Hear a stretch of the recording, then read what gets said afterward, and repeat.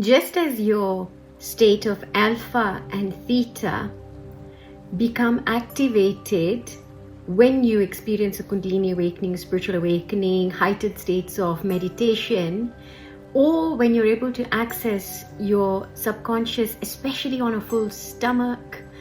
And some of you might have experienced this when you're feverish. Some of you might have experienced this when you are extremely exhausted as well. Now, this sort of state is a very fragile state, and it's a state that you can experience as a child.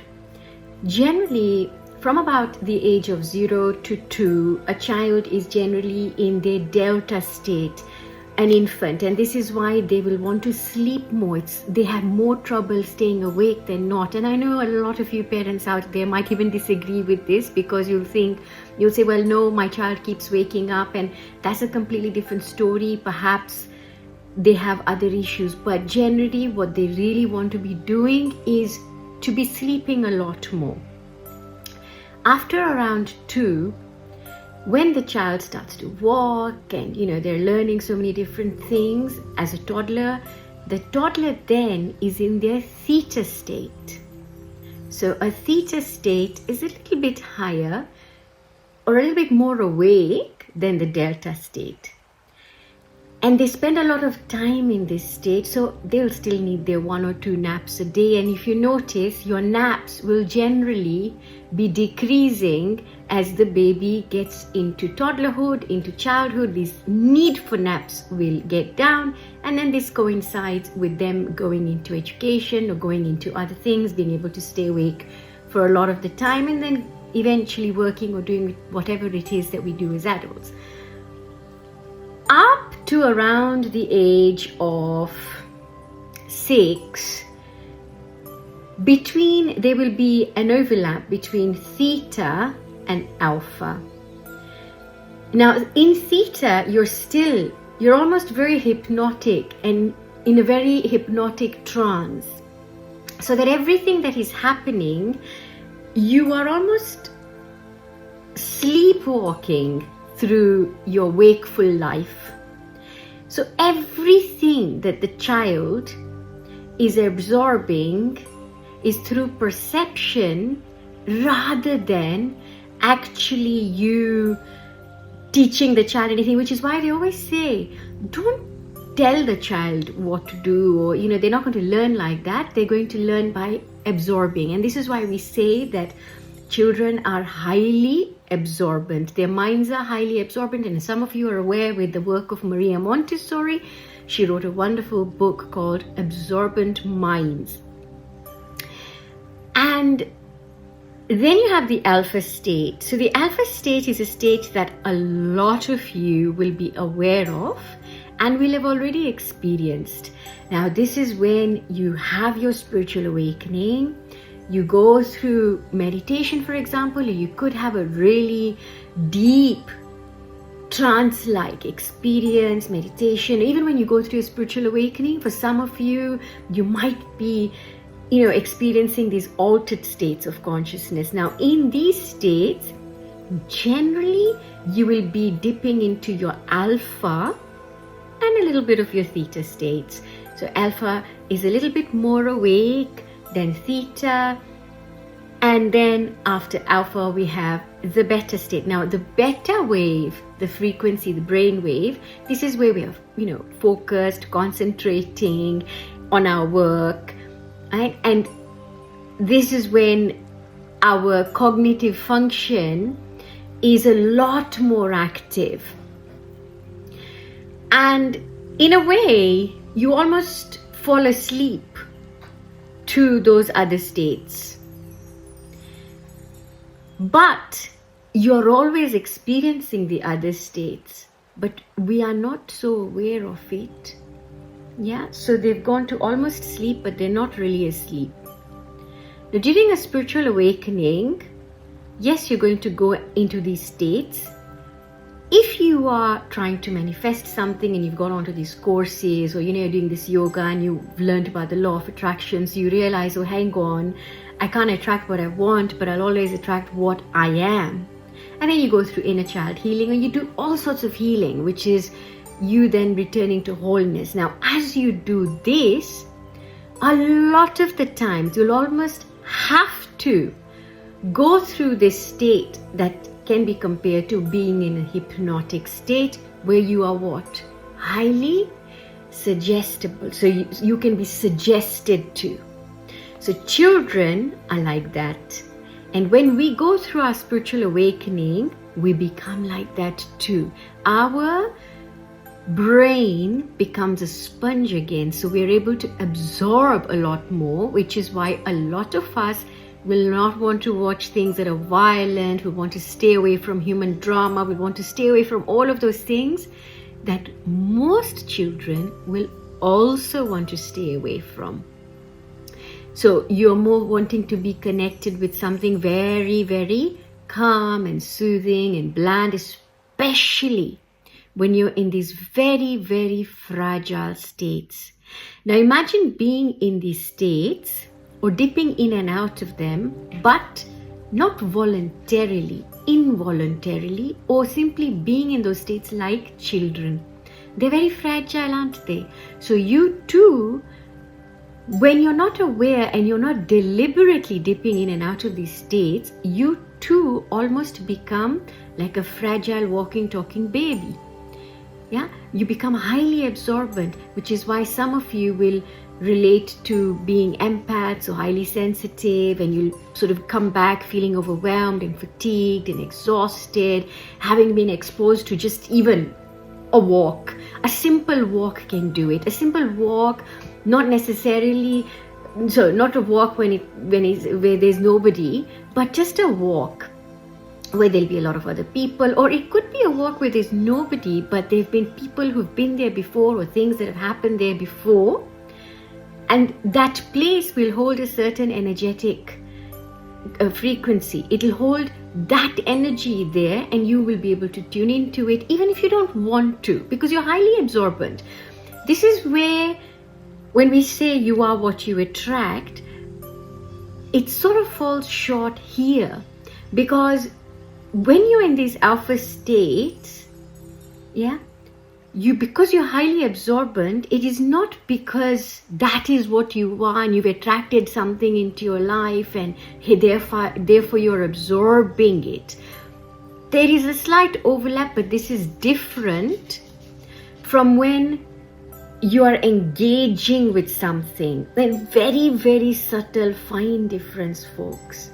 So you see, when you're able to absorb all these things and you are in a state of transition where this is involuntary, so you're not doing it on purpose, but you're sort of dipping in and out of these states. Now this is when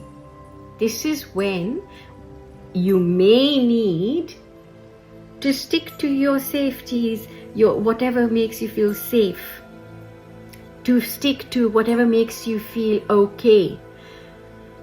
And then the stronger your electromagnetic field gets, the stronger you're able to hold the state of alpha, dip in and out of that state, and function at beta brainwave.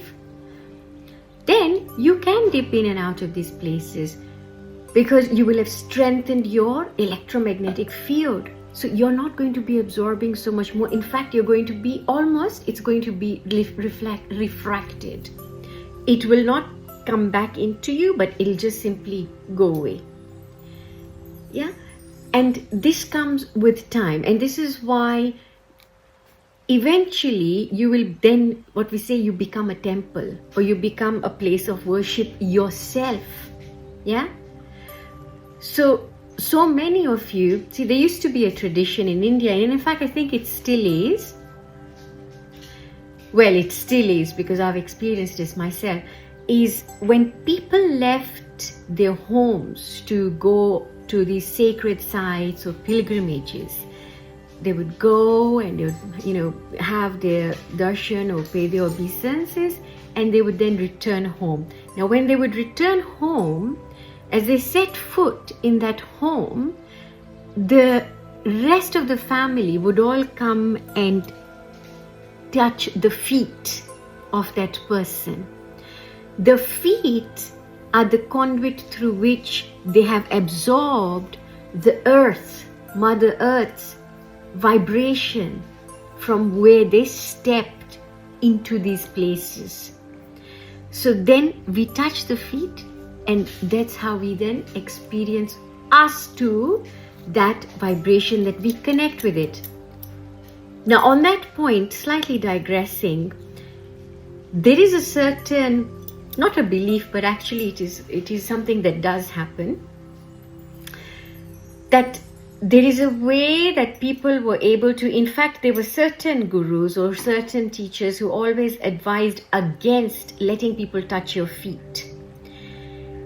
And the reason why they did that, now if somebody came with the wrong intent, there was a way of them pressing the toe and a different part of the foot with that intent, where they were able to suck out of you that energy. So there are some who are in that, they think in that way. But again, we're not here to discuss this. So going back into the alpha. Now, at some point, you will have understood or really, become familiar with alpha states. You become familiar and you now know how to dip in and out. And this is why they say folks, meditate. Meditate, you just enter into your zone. It's your zone of stillness. That's it. You're in your zone. And you can use tools, you can use mantras, you can use postures, mudras, yoga, whatever, but it's a state in itself. It's a state of being. When you are in your state of being, because when you're in that state of being, you can experience what a child experiences. Yeah, look at the joy they have.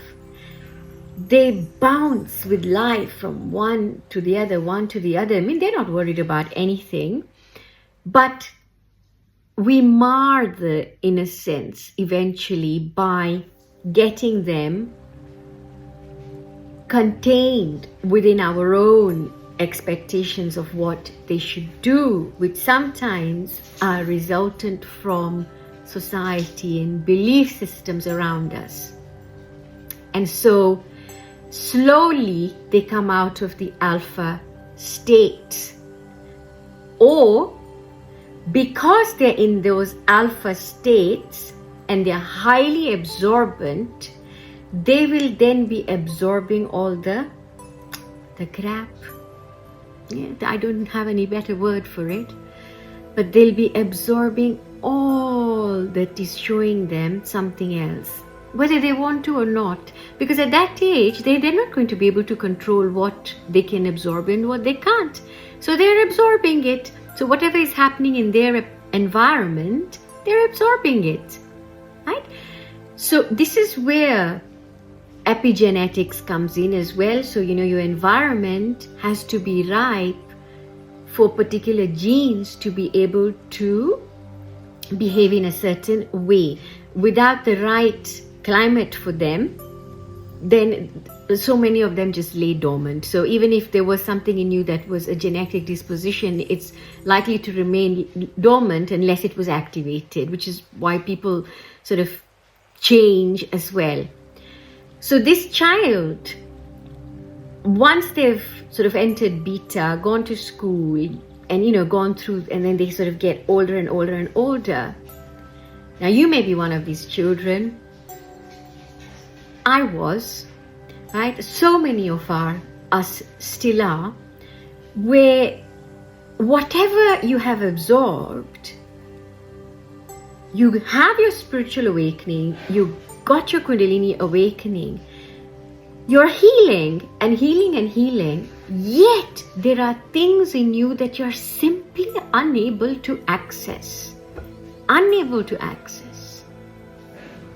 And you're unable to access because you keep repeating a certain way of being, or you keep repeating, there are patterns, conditioning, there are things that just keep happening. And though you may think, oh, actually, no, this hasn't happened, that pattern has stopped, the same pattern will come with a different hue and shade, but it'll be the very same thing that has come back again. Yeah. So when these things are happening, you then go back into your healing and say, So what went wrong? Why can't I access? So a lot of people used to ask me this one question, that I've done my inner child healing. Okay, I know I have a block here. I know I have an abundance block. But why aren't I still able to then go back and fix it? And my answer to this was always, and it still remains the same, is because you're trying to go back to fix it as what you are right now, as the adult self who is predominantly in a beta state. Not better, but beta wave state. And you're in that state, you're not going to be able to access the vulnerability, innocence, and level of permeability of that child's brain. You're only going to be able to access this if you can access the theta and alpha states. Without being able to access this, you won't be able to fully heal your inner child. Because the inner child, or the child that you were, experienced everything in those formative years through these two brain waves. Yes, they're delta as well.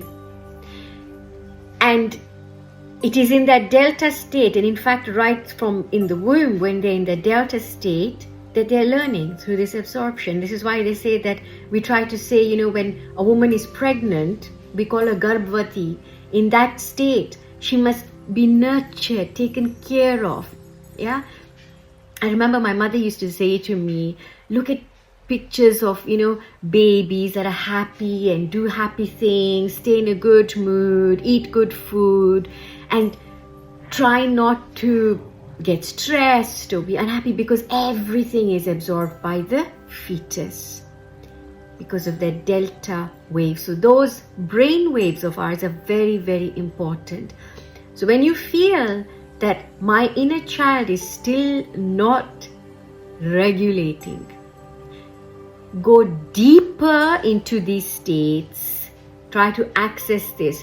And right now, whatever you're doing, whatever modality you've chosen, whether it is, a form of healing, it could be Reiki, Kundalini Yoga, there's so many Raj Yoga, there's so many different things that you can do these days. Ultimately, each and every one of these healing modalities, or anything and everything to do with spirit, is going to always try to walk you back into the state of nothingness, into the state where you are simply pure potential. Yeah? When a child comes into the world, what are they? They're pure potential. They can go either way, regardless of genetics. So folks, without further ado, lots and lots of love. We're going to have a post right after this one on why in the Khechari Mudra, which is very connected to the alpha state and theta, why we take the tongue the other way. So we are trying to invert. And this has got a lot to do with the 4 stages of sound. Sending you so much love